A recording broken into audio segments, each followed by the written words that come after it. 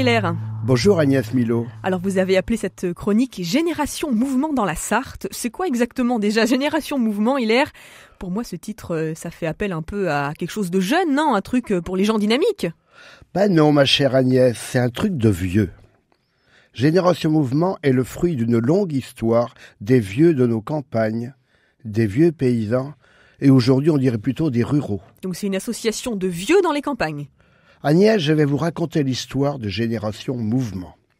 Sartoises et Sartois, nous avons tous des ancêtres paysans. Sachant qu'il y a un siècle, ils représentaient la majorité des Français et évidemment des Sartois. Depuis des siècles, les paysans travaillaient dur jusqu'à leur mort. Devenus vieux et fatigués de leur terrible labeur, ils gardaient un lopin de terre, une vache, afin de survivre. Parfois, ils aidaient leurs enfants sur la ferme. La grand-mère gardait souvent les petits-enfants.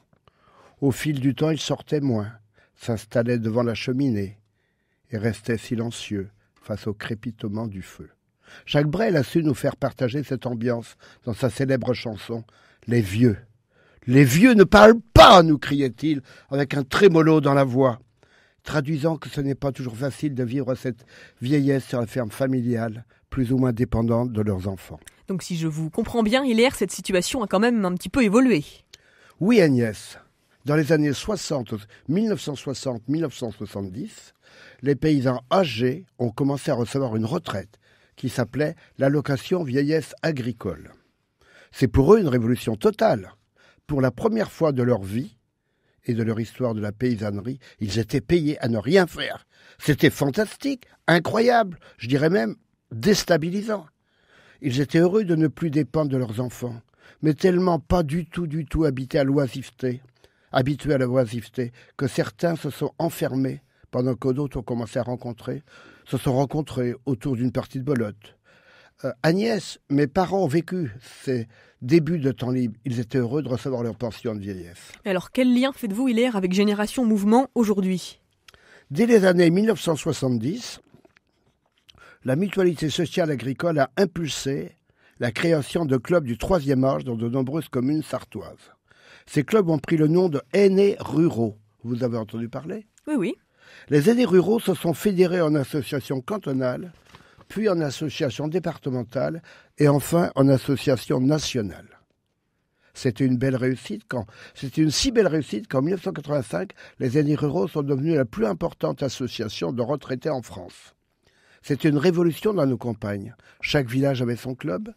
Ils organisaient des voyages, des concours de belote et surtout se rencontraient, donc cultivaient le plaisir d'être ensemble. Vous imaginez ces milliers d'anciens paysans devenus présidents de clubs de loisirs. Avouons-le, plus jeune, il n'aurait jamais envisagé de devenir président d'un club de loisirs.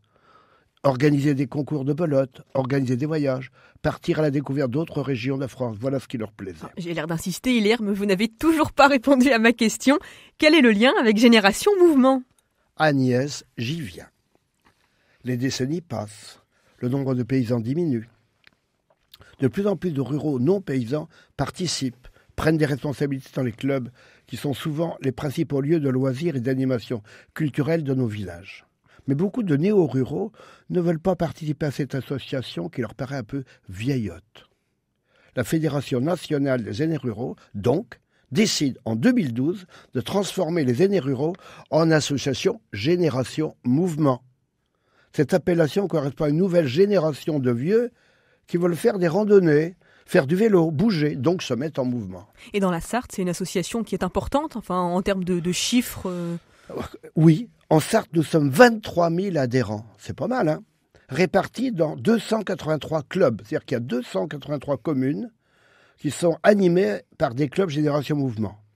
Comme un peu dans les villes, il y a des foyers de loisirs.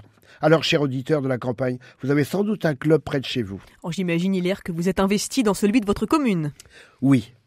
Pendant 10 ans, j'ai assumé la fonction de secrétaire et depuis 1 an, je suis le président du club de Trangé. Ce qui me paraît essentiel, c'est de cultiver la fraternité. Des personnes seules, grâce aux activités, aux rencontres, peuvent sortir de leur isolement. En 2023, Ghislaine, fidèle membre de notre club et passionnée de Scrabble, n'a pu venir au club handicapée par ses genoux.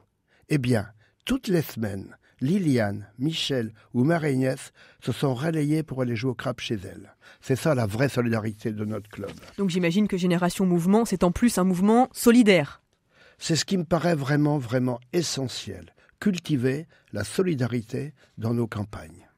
Les 23 000 membres de Génération Mouvement se rencontrent toutes les semaines et contribuent à irriguer nos petits villages d'une tendresse partagée. Chaque semaine, j'ai le bonheur de vivre ces retrouvailles entre vieux, de passer quelques heures dans la bonne humeur autour d'une partie de tarot. Chaque semaine, nous vivons la joie de nous retrouver. Merci beaucoup Hilaire, on vous retrouve la semaine prochaine pour une nouvelle chronique. À la semaine prochaine Agnès.